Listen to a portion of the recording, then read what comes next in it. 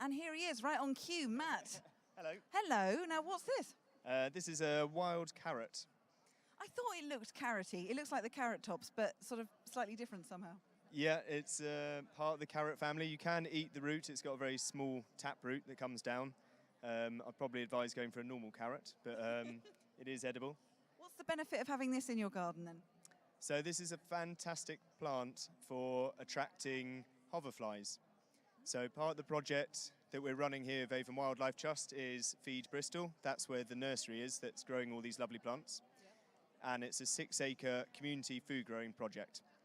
So the idea is we're growing loads of organic food, and all around the edges we're growing loads of different types of wildflowers, building up the habitats so that we attract loads of insects, nature, all the rest of it to keep the pest predator balance. And one of our biggest friends in the garden when you're growing veg is a hoverfly, because they eat all the green fly and the black fly.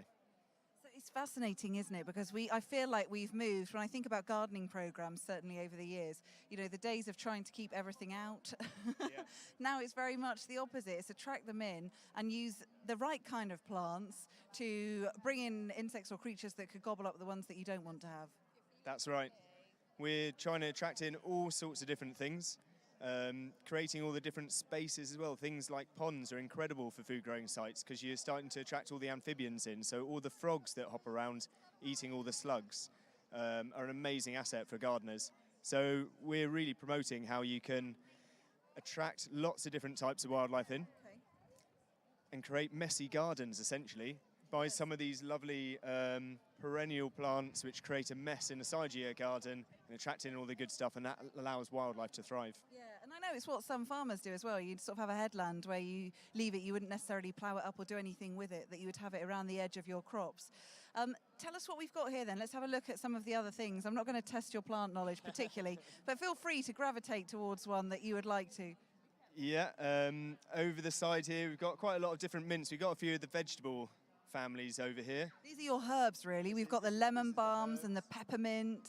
We've got an amazing specimen of a perennial kale over here, which is standard kale, basically grows for 1 year and then will die off. This is a perennial kale, which keeps on growing year on year and gets bigger and bigger.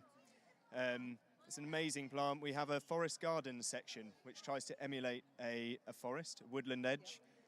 We've got a lot of plants which stay there each year round. Again, that's mixed in with a lot of this ground level herbs that grow on the floor amongst the strawberries and the mushrooms. Do you know, I tried my first wild strawberry the other day. It was a couple of weeks ago, and it was on the Downs in Bristol, and I went to the bit where the goats are.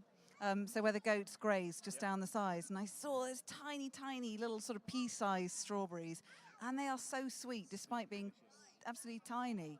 Okay, and how did you get involved with Feed Bristol? So I got involved 5 years ago, and I was taken on by the Wildlife Trust to manage the project. So I was there from the beginning when it was just 6 acres of open field with nothing going on.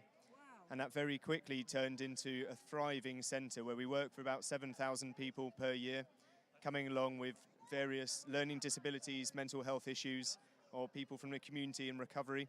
So the whole project is set up to support people back into employment, to benefit people's health and well-being, and engage people and inspire them about working out in nature, demonstrating a value for nature. I mean, I guess also there's the actual food element in this, the getting to eat this. I mean, there are so many different layers to what it is that you're doing, and sustainability in all senses being at the heart of it. Yes, definitely.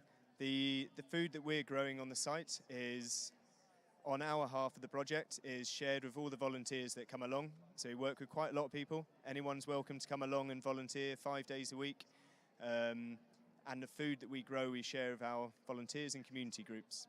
But we also host other projects which sell their food out in veg box schemes or send it out into restaurants in town. Again, it's trying to promote that message that you can buy local produce, good quality organic produce, which is also supporting the environment, which isn't often happening in big commercial agricultural scale. Because it's smaller scale, we can be more intensive on managing the land around the edge whilst supporting people's income. Yeah, we actually need more places like this in terms of what you're doing. Well, Matt, nice to talk to you. Thank you. I'm going to let you go back to arranging your plants and chatting to the people, and absolutely the best hat. Thank you very much. That's Matt from Feed Bristol. Good talking to him and finding out about some of the work that they're doing.